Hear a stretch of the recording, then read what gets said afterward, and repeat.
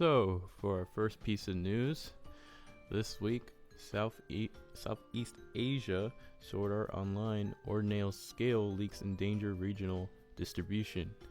What that means is for the following, it's February 18th Japanese opening. Sword Art Online anime movie Ordinal scale has started playing in South Asia, and those screenings have resulted in leaks of recorded experts, reportedly ranging from seconds to just under 10 minutes, according to Odex, which distributes the film in Singapore, Malaysia, and the Philippines. This has potential to have further consequences for the region. So pretty much some leak footage. Someone got a hold of some leak footage from Malaysia or Singapore, Philippines, and up to like 10 minutes, 8 minutes, and before the film's even been released. So it's not looking so good for Malaysia, and this could ruin their chances of seeing any future anime screenings in Singapore or Malaysia, according to Japan or Japanese licensors.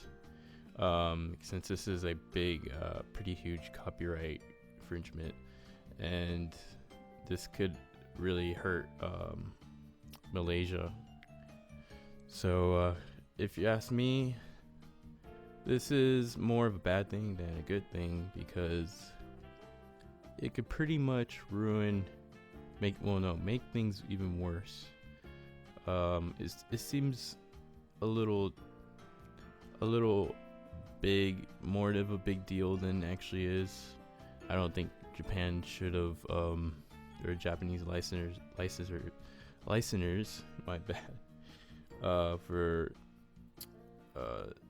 the SAO screening shouldn't have just banned upcoming anime feature films like that in Malaysia. That's just gonna make things even worse instead of making things better. But anyways, enough of that. Let's get on to our next piece of news. So our next piece of news is a little bit more video game news. This week, Final Fantasy earns 3 Guinness World Records for their series of games. So the first being, let's see, 2 of the records went to Final Fantasy. I believe that is,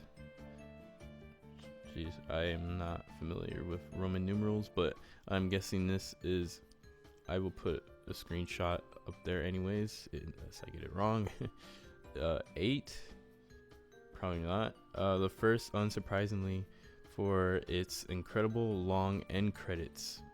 So for its long end credits, which was at an hour and 38 minutes.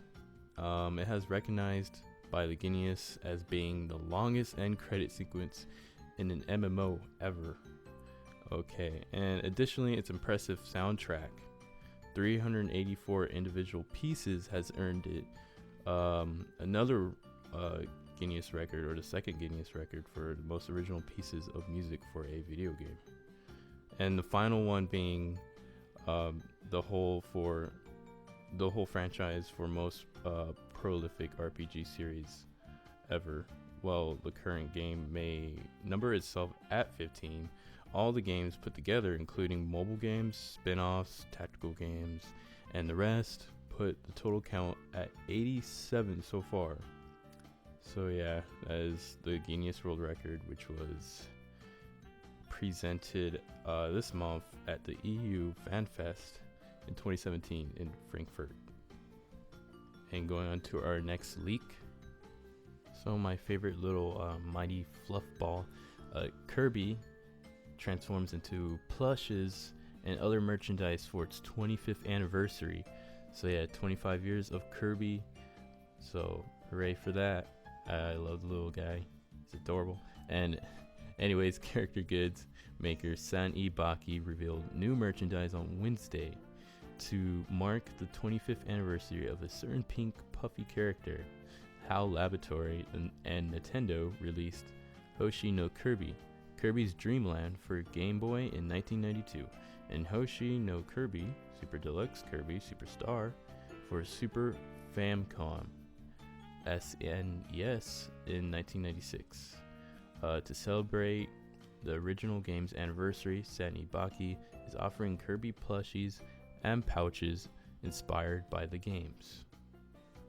So yeah, it's a pretty exciting year for Kirby. And getting on with our last piece of news for the day. So this one's gonna sound a little funny, but I'm joking. I kid you not. Not joking. This matchmaking service will vet otaku applicants from non-otaku. So pretty much, they have created a matchmaking system for otakus to meet and fall in love with other otakus. So let me get a little bit into this. The Tora no Ana chain of stores in Japan is known throughout the country as one of the best places in the area to get dojin or dondichi. But starting this month, the company will also be helping its Patreons find love in a very unconventional way. The service called Toracon is meant for matchmaking for otaku who are looking for romantic mates. Those interested in taking part will be given an otaku diagnostic test, which lets them indicate which anime, manga, video games, and other facets of otaku culture they enjoy to be matched with someone else. These questions are followed up by a consultant. I think that's how it's pronounced. Anyways, and then a match after that, which will help you plan dates. So the service will even help you figure out what to wear on your date and have a training simulation of the date and keep someone on hand for advice if you need it during the date. The service will be quite expensive, but it's an interesting new idea that you can read all about. I'll leave a link at the bottom so you guys can check that out and read and learn more about it. Japan definitely needs that extra help in the romantic area. And that is all your news for today. Hope I didn't blabber on too much, and I'll see you next Monday.